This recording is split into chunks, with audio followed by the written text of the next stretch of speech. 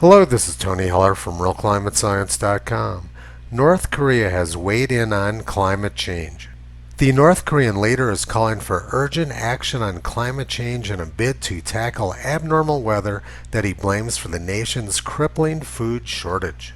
North Korea is already the world's leader in taking action against climate change.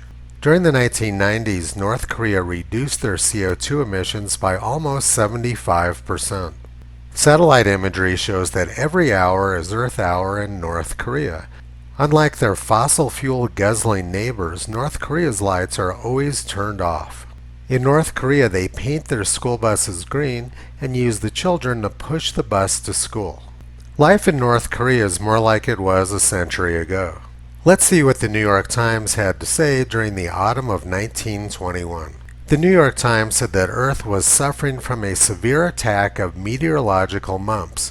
It's been accompanied by an intermittent fever manifested in a worldwide heatwave of unusual length and intensity.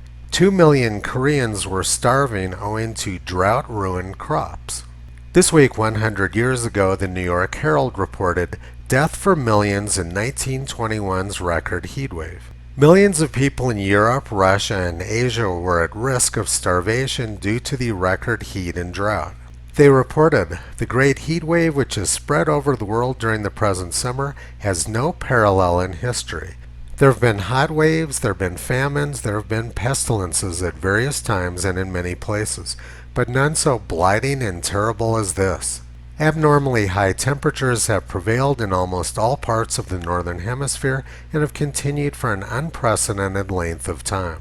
So let's see if we can find the record heat of 1921 on the official NASA global temperature graph. NASA shows the unprecedented worldwide heat wave of 1921, which was starving millions of people, as one of the coldest years on record. Rather than trying to understand and explain the record heat of 1921, NASA took the easy way out. They simply erased it. But let's get back to the starvation which was occurring 100 years ago. America wanted to send food to help out the starving Russians. Captain Emmett Kilpatrick said, "If America starts relieving the Russians, I hope it will watch the food go down the throats of the hungry. Otherwise, the communists will be the only ones provided for." Already, the Soviet is sending out propaganda urging that only the fit should get food. All others must die. The Bolsheviks took all the produce from the farmers last year, so this year they planted only enough for their own use, and that is gone.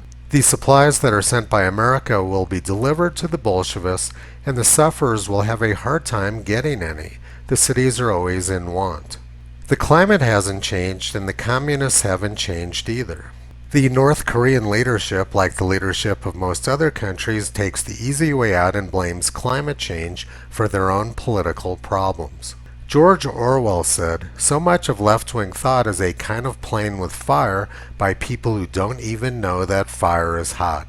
Toto has been pulling back the curtain on climate scamsters and communists for the past 13 years. You can visit him, Kyrie, and Caesar on the web at RealClimateScience.com.